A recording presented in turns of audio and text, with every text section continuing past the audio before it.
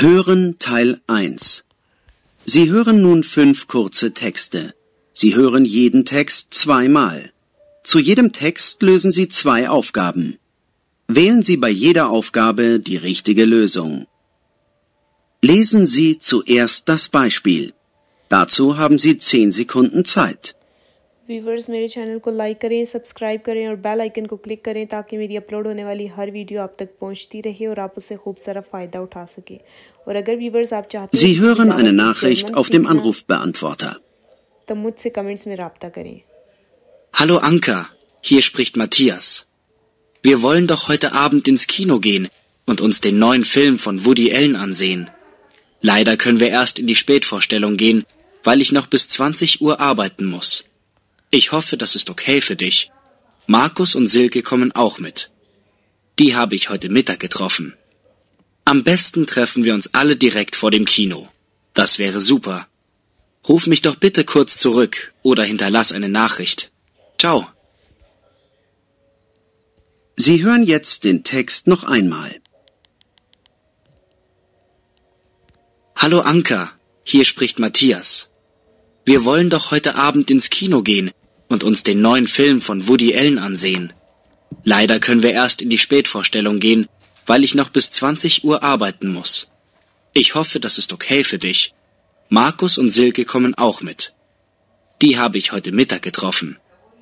Am besten treffen wir uns alle direkt vor dem Kino. Das wäre super. Ruf mich doch bitte kurz zurück oder hinterlass eine Nachricht. Ciao.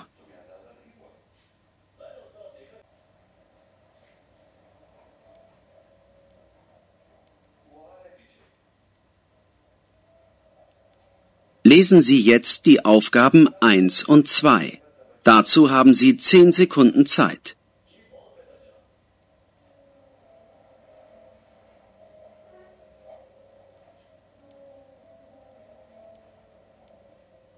Sie hören eine Nachricht im Radio.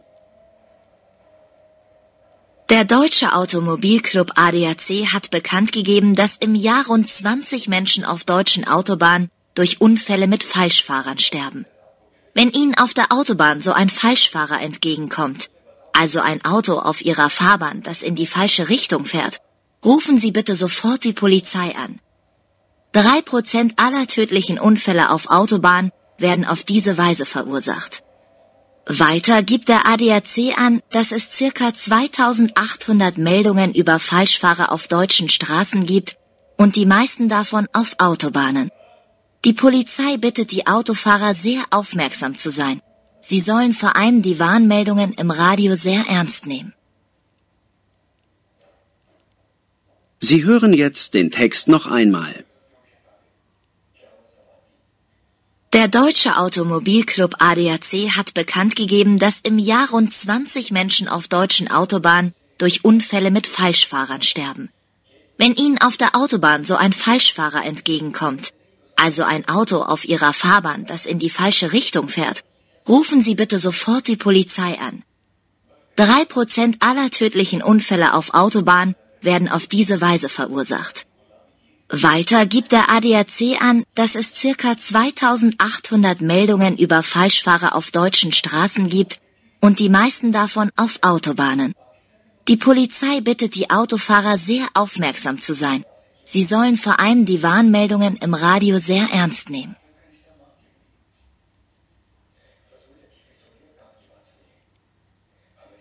Lesen Sie jetzt die Aufgaben 3 und 4. Dazu haben Sie 10 Sekunden Zeit.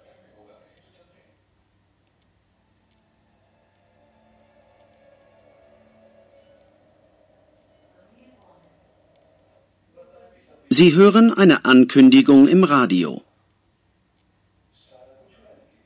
Sie waren ein großer Erfolg in der Wintersaison und deshalb kündigt die Kulturabteilung der Stadtverwaltung Klagenfurt an, dass auch in diesem Jahr die sonntäglichen Konzertnachmittage wieder stattfinden. Die Konzerte beginnen am 18. November um 17 Uhr im Konzertsaal der Stadt. Der Eintritt kostet in diesem Jahr 6 €. Auch in dieser Saison wird das Publikum wieder mit guter Musik verwöhnt werden. Das Programm ist reich an bekannten Trios, Instrumentalsolisten und kleinen Orchestern. Man hofft auf ähnliche Besucherzahlen wie im letzten Jahr. Sie hören jetzt den Text noch einmal. Sie waren ein großer Erfolg in der Wintersaison und deshalb kündigt die Kulturabteilung der Stadtverwaltung Klagenfurt an, dass auch in diesem Jahr die sonntäglichen Konzertnachmittage wieder stattfinden. Die Konzerte beginnen am 18. November um 17 Uhr im Konzertsaal der Stadt. Der Eintritt kostet in diesem Jahr 6 €. Auch in dieser Saison wird das Publikum wieder mit guter Musik verwöhnt werden. Das Programm ist reich an bekannten Trios, Instrumentalsolisten und kleinen Orchestern. Man hofft auf ähnliche Besucherzahlen wie im letzten Jahr.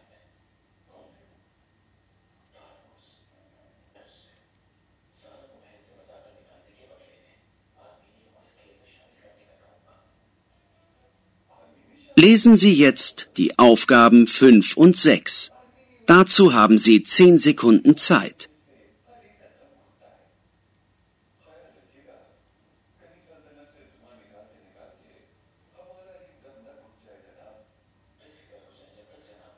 Sie hören den Wetterbericht im Radio. Und nun das Wetter für dieses Wochenende.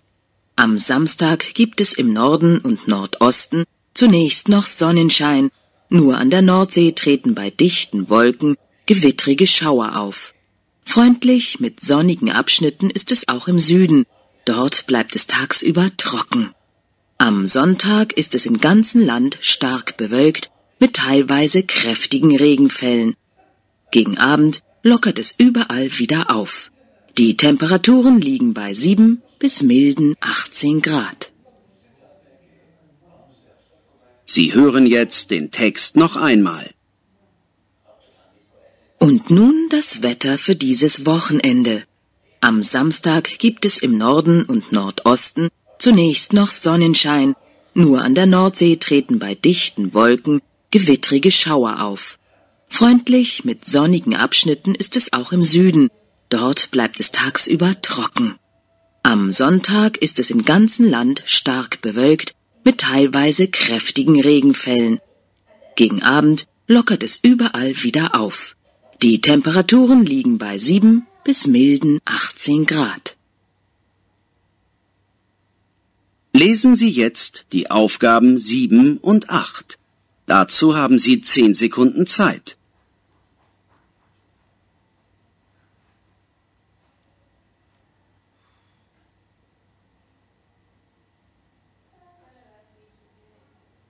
Sie hören eine Nachricht auf dem Anrufbeantworter. Hallo, Frau Pretsch. Hier spricht Peter Winz vom Modehaus Stecken. Leider ist das Kleid, das Sie gestern in Größe 42 bestellt haben, nicht mehr lieferbar. Es ist nicht mehr in Produktion, da der Hersteller schon mit der Sommerkollektion begonnen hat. Wir bedauern das sehr und möchten Sie einladen, eventuell ein anderes Modell bei uns auszusuchen. Da Sie eine Stammkundin sind, würden wir Ihnen einen Nachlass von 15% gewähren, wenn Sie ein anderes Modell nehmen. Sie hören jetzt den Text noch einmal. Hallo, Frau Pretsch. Hier spricht Peter Winz vom Modehaus Stecken. Leider ist das Kleid, das Sie gestern in Größe 42 bestellt haben, nicht mehr lieferbar. Es ist nicht mehr in Produktion, da der Hersteller schon mit der Sommerkollektion begonnen hat. Wir bedauern das sehr und möchten Sie einladen, eventuell ein anderes Modell bei uns auszusuchen. Da Sie eine Stammkundin sind, würden wir Ihnen einen Nachlass von 15% gewähren, wenn Sie ein anderes Modell nehmen.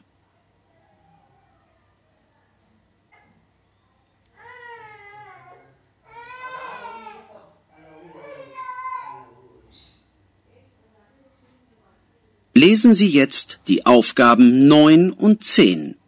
Dazu haben Sie 10 Sekunden Zeit.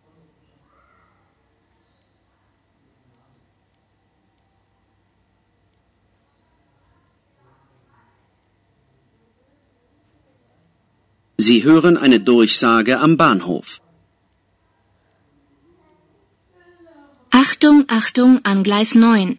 Wegen der Verspätung des ICE 882 von Frankfurt nach Hamburg, planmäßige Abfahrtszeit 11:56 Uhr von Gleis 9, bitten wir Sie, sich umgehend an das gegenüberliegende Gleis 10 zu begeben. Der ICE 882 nach Hamburg über Hannover wird in etwa 12 Minuten von Gleis 10 abfahren. Auf Gleis 9 erwarten wir die Durchfahrt des ICE 787 nach Würzburg. Seien Sie bitte vorsichtig am Bahnsteig und bleiben Sie hinter der markierten Linie. Sie hören jetzt den Text noch einmal. Achtung, Achtung an Gleis 9. Wegen der Verspätung des ICE 882 von Frankfurt nach Hamburg, planmäßige Abfahrtszeit 11:56 Uhr von Gleis 9, bitten wir Sie, sich umgehend an das gegenüberliegende Gleis 10 zu begeben. Der ICE 882 nach Hamburg über Hannover wird in etwa 12 Minuten von Gleis 10 abfahren. Auf Gleis 9 erwarten wir die Durchfahrt des ICE 787 nach Würzburg. Seien Sie bitte vorsichtig am Bahnsteig und bleiben Sie hinter der markierten Linie.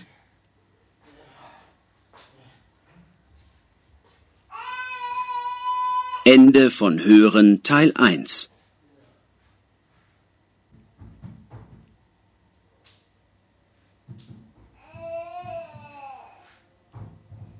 Hören Teil 2. Sie hören nun einen Text. Sie hören den Text einmal. Dazu lösen Sie 5 Aufgaben. Wählen Sie bei jeder Aufgabe die richtige Lösung A, B oder C. Lesen Sie jetzt die Aufgaben 11 bis 15. Dazu haben Sie 60 Sekunden Zeit.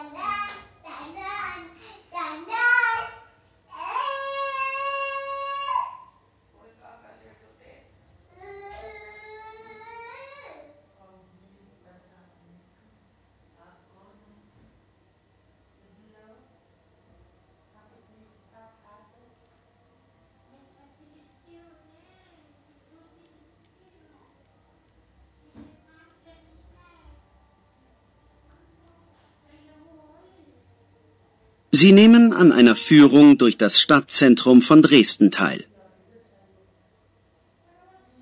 Liebe Gäste, ich begrüße Sie im Namen der Stadt Dresden ganz herzlich zu Ihrem zweitägigen Besuch unserer Stadt. Sie werden sehen, eine Reise nach Dresden ist immer ein Erlebnis. Mein Name ist Annette Griesch. Ich bin Dresdnerin und wohne hier in einem Altbau direkt in der Innenstadt. Es ist eine große Freude für mich, Sie einen Tag lang durch meine Heimatstadt zu führen. Sogar das Wetter meint es gut mit uns. Es ist kein Regen angesagt und so können wir die Stadt bei strahlend blauem Himmel genießen. Auch die Temperaturen des herbstlichen Oktobers bleiben bei unserem Stadtrundgang sehr angenehm. Wir stehen hier vor der Frauenkirche, die wir gleich besichtigen werden. Sie wurde im Krieg von den Bomben zerstört und vor wenigen Jahren originalgetreu wieder aufgebaut. Die Stadt hat wirklich viele Sehenswürdigkeiten zu bieten. Und sicher können wir nicht alle Kirchen und Museen besuchen. So gehen wir nach der Besichtigung der Kirche hinüber in das Museum der Altstadt. Auch das Museum wurde nach dem letzten Krieg wieder neu aufgebaut. Es ist außerdem eins der reichsten in Europa. Von dort bummeln wir durch die Altstadt in ein nahegelegenes Restaurant, denn dann wird es sicher Zeit für ein gutes Mittagessen. Gleich nach dem Essen machen wir einen kleinen Spaziergang an der Elbe entlang, die nicht nur ein wichtiger Wasserweg ist, sondern auch sehr romantische Ecken bietet. Sie können am Fluss entlang spazieren gehen oder einfach dort verweilen und die Aussicht genießen.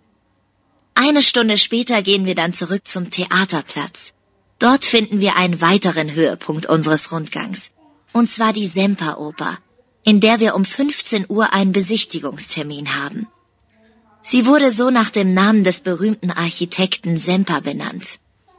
Anschließend begleite ich Sie zurück zu Ihrem Hotel, damit Sie sich vor dem Abendessen noch etwas ausruhen können. Morgen gegen 8 Uhr fahren wir ja mit dem Bus nach Meißen, die Stadt der Porzellanmanufaktur, Da müssen Sie früh aufstehen.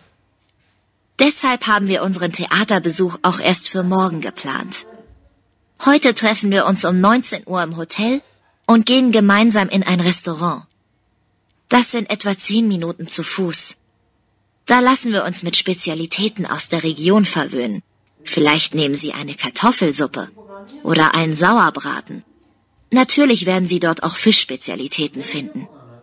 Folgen Sie mir bitte jetzt in die Kirche. Unsere Führung beginnt.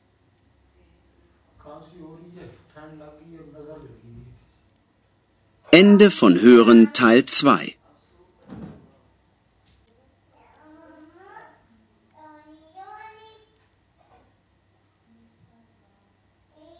Hören Teil 3. Sie hören nun ein Gespräch. Sie hören das Gespräch einmal. Dazu lösen Sie 7 Aufgaben. Wählen Sie, sind die Aussagen richtig oder falsch? Lesen Sie jetzt die Aufgaben 16 bis 22. Dazu haben Sie 60 Sekunden Zeit.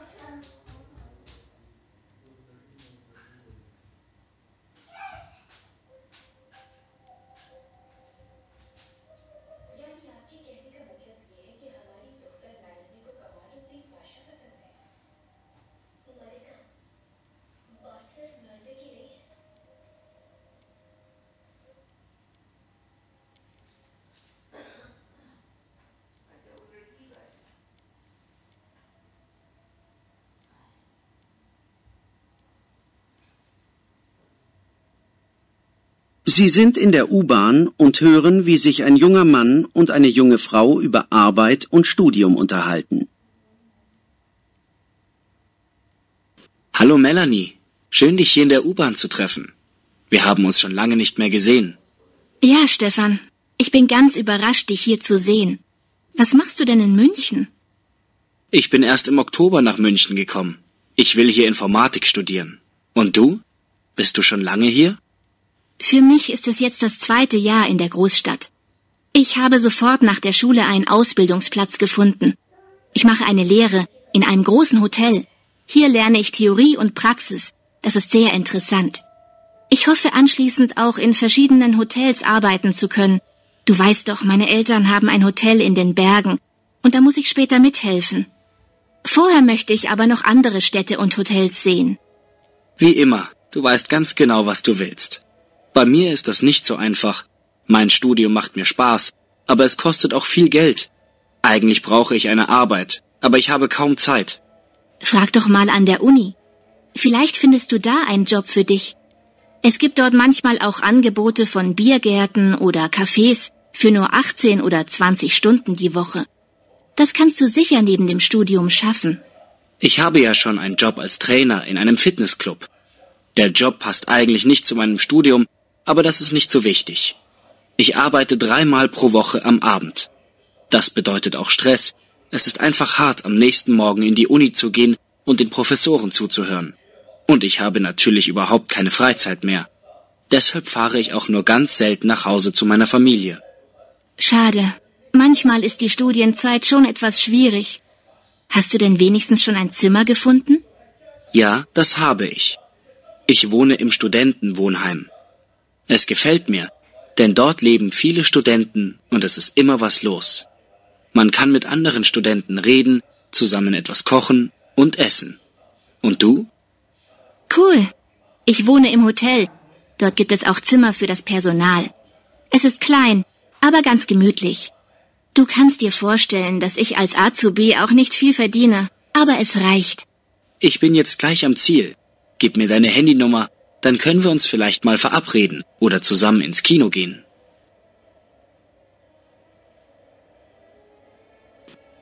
Ende von Hören Teil 3.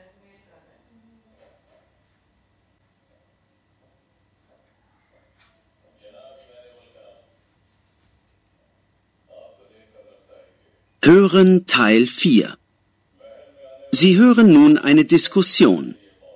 Sie hören die Diskussion zweimal.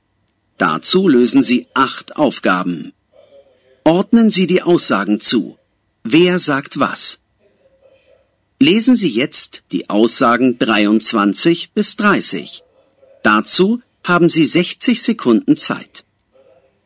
Die Moderatorin der Radiosendung Aktuelle Themen diskutiert mit der Bahnreisenden Antonia Schicker und dem Busunternehmer Peter Krisch zum Thema mit dem Fernbus oder mit der Bahn reisen.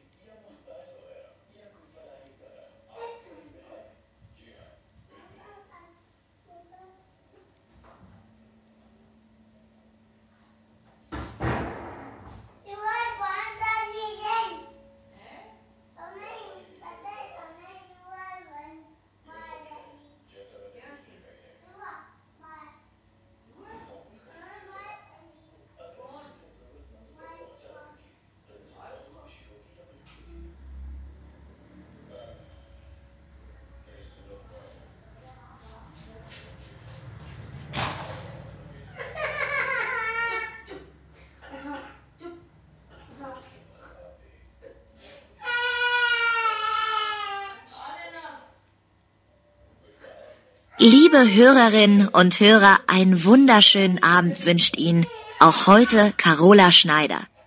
Ich begrüße Sie herzlich zu unserem Gespräch zum Thema Fernbus oder Bahn. Welches Verkehrsmittel ist für lange Strecken am besten? In unserem Studio begrüße ich zunächst Frau Antonia Schicker. Sie ist Informatikkauffrau und Bahnreisende, weil sie jeden Tag aus beruflichen Gründen zu ihrem Arbeitsplatz nach Hamburg fährt, der 65 Kilometer von ihrem Wohnort entfernt ist. Und Herrn Peter Krisch. Er ist ein Busunternehmer aus Würzburg. Ab diesem Jahr dürfen in Deutschland auch Busunternehmen Strecken ab mindestens 50 Kilometern oder 1 Stunde Reisezeit anbieten. Das durfte bislang nur die Bahn. Das heißt, Sie können von Köln nach Hamburg oder von Berlin nach München auch mit dem Bus fahren. Viele Städte kann man dann mit dem Bus besonders günstig erreichen.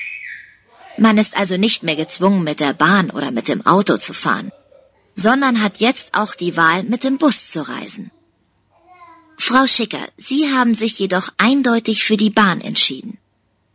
Ja, natürlich. Ich fahre jeden Tag 65 Kilometer mit dem Zug nach Hamburg, weil ich dort arbeite.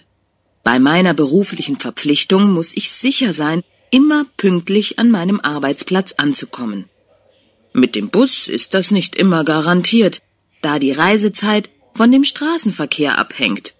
Oft gibt es Staus und dann würde ich zu spät kommen. Nun ja, die Bahn ist auch nicht immer pünktlich. Immerhin ist jeder 5. Zug im Fernverkehr zu spät.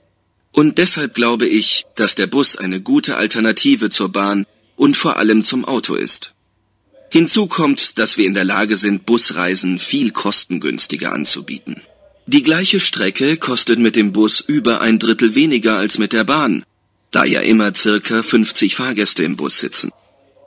Frau Schicker, spielen für Sie die Fahrtkosten keine Rolle? Selbstverständlich würde ich auch gern Fahrtkosten sparen, aber da ich ein Abonnement habe, ist der Unterschied nicht so groß. Außerdem ist es für mich einfach, den Bahnhof zu erreichen, und die Abfahrtzeiten sind auch ideal. Ich müsste mich erst informieren, ob das mit dem Bus genauso bequem ist. Ich glaube, dass hauptsächlich Rentner oder Studenten dieses Angebot annehmen können. Sie leiden nicht so sehr unter Zeitdruck wie die arbeitende Gesellschaft. Herr Krisch, was meinen Sie? Können die Busunternehmer den Fahrgästen auch ein zeitlich günstiges Angebot machen? Aber ja, auf jeden Fall. Vor allem zu den Hauptreisezeiten morgens und abends. Unser Angebot richtet sich an alle, die sich innerhalb von Deutschland bewegen müssen. Egal, ob sie zur Arbeit fahren oder nur zum Vergnügen reisen. Allerdings möchte ich auch noch darauf hinweisen, dass das Reisen mit dem Bus auf langen Strecken umweltfreundlicher ist als jedes andere Verkehrsmittel.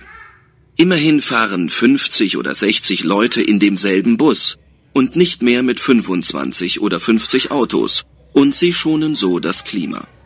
Ein Beitrag zum Klimaschutz ist ja in der heutigen Zeit sehr wichtig. Frau Schicker, hat Herr Krisch Sie mit seinen Argumenten überzeugen können? Werden Sie sich in Zukunft vielleicht doch die Angebote der Busunternehmen besser ansehen? Es ist mir schon klar, dass Herr Krisch in vielen Punkten recht hat, aber für mich wäre es eine große Veränderung und ich bin mir nicht sicher, ob es sich wirklich lohnt. Herr Krisch, nun bitte ich auch Sie um ein abschließendes Wort. Ich bin davon überzeugt, dass die Fernbusse eine gute Alternative zur Bahn und zum Auto sind. Sie leisten auch einen guten Beitrag zum freien Wettbewerb. Das wirkt sich günstig auf die Preise und die Wirtschaft aus. Liebe Hörerinnen und Hörer, wir kommen nun zum Ende unserer Sendung und hoffen, Ihnen einige Anregungen zum aktuellen Thema Fernbus oder Bahn gegeben zu haben.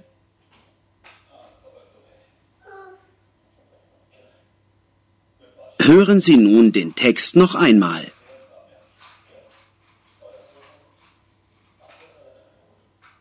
Liebe Hörerinnen und Hörer, einen wunderschönen Abend wünscht Ihnen auch heute Carola Schneider.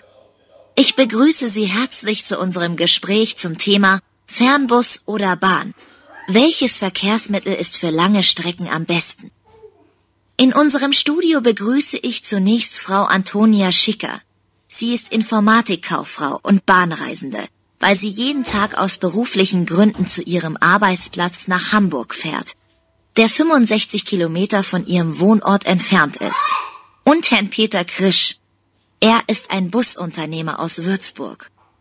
Ab diesem Jahr dürfen in Deutschland auch Busunternehmen Strecken ab mindestens 50 Kilometern oder einer Stunde Reisezeit anbieten. Das durfte bislang nur die Bahn. Das heißt, Sie können von Köln nach Hamburg oder von Berlin nach München auch mit dem Bus fahren. Viele Städte kann man dann mit dem Bus besonders günstig erreichen. Man ist also nicht mehr gezwungen, mit der Bahn oder mit dem Auto zu fahren, sondern hat jetzt auch die Wahl, mit dem Bus zu reisen. Frau Schicker, Sie haben sich jedoch eindeutig für die Bahn entschieden. Ja, natürlich. Ich fahre jeden Tag 65 Kilometer mit dem Zug nach Hamburg, weil ich dort arbeite. Bei meiner beruflichen Verpflichtung muss ich sicher sein, immer pünktlich an meinem Arbeitsplatz anzukommen. Mit dem Bus ist das nicht immer garantiert, da die Reisezeit von dem Straßenverkehr abhängt. Oft gibt es Staus und dann würde ich zu spät kommen. Nun ja, die Bahn ist auch nicht immer pünktlich. Immerhin ist jeder 5. Zug im Fernverkehr zu spät. Und deshalb glaube ich, dass der Bus eine gute Alternative zur Bahn und vor allem zum Auto ist. Hinzu kommt, dass wir in der Lage sind, Busreisen viel kostengünstiger anzubieten. Die gleiche Strecke kostet mit dem Bus über 1/3 weniger als mit der Bahn, da ja immer circa 50 Fahrgäste im Bus sitzen. Frau Schicker, spielen für Sie die Fahrtkosten keine Rolle? Selbstverständlich würde ich auch gern Fahrtkosten sparen, aber da ich ein Abonnement habe, ist der Unterschied nicht so groß. Außerdem ist es für mich einfach, den Bahnhof zu erreichen und die Abfahrtzeiten sind auch ideal. Ich müsste mich erst informieren, ob das mit dem Bus genauso bequem ist. Ich glaube, dass hauptsächlich Rentner oder Studenten dieses Angebot annehmen können. Sie leiden nicht so sehr unter Zeitdruck wie die arbeitende Gesellschaft. Herr Krisch, was meinen Sie? Können die Busunternehmer den Fahrgästen auch ein zeitlich günstiges Angebot machen? Aber ja, auf jeden Fall. Vor allem zu den Hauptreisezeiten morgens und abends. Unser Angebot richtet sich an alle, die sich innerhalb von Deutschland bewegen müssen. Egal, ob sie zur Arbeit fahren oder nur zum Vergnügen reisen. Allerdings möchte ich auch noch darauf hinweisen, dass das Reisen mit dem Bus auf langen Strecken umweltfreundlicher ist als jedes andere Verkehrsmittel. Immerhin fahren 50 oder 60 Leute in demselben Bus und nicht mehr mit 25 oder 50 Autos, und sie schonen so das Klima. Ein Beitrag zum Klimaschutz ist ja in der heutigen Zeit sehr wichtig. Frau Schicker, hat Herr Krisch Sie mit seinen Argumenten überzeugen können? Werden Sie sich in Zukunft vielleicht doch die Angebote der Busunternehmen besser ansehen? Es ist mir schon klar, dass Herr Krisch in vielen Punkten recht hat, aber für mich wäre es eine große Veränderung und ich bin mir nicht sicher, ob es sich wirklich lohnt. Herr Krisch, nun bitte ich auch Sie um ein abschließendes Wort. Ich bin davon überzeugt, dass die Fernbusse eine gute Alternative zur Bahn und zum Auto sind. Sie leisten auch einen guten Beitrag zum freien Wettbewerb. Das wirkt sich günstig auf die Preise und die Wirtschaft aus. Liebe Hörerinnen und Hörer, wir kommen nun zum Ende unserer Sendung und hoffen, Ihnen einige Anregungen zum aktuellen Thema Fernbus oder Bahn gegeben zu haben.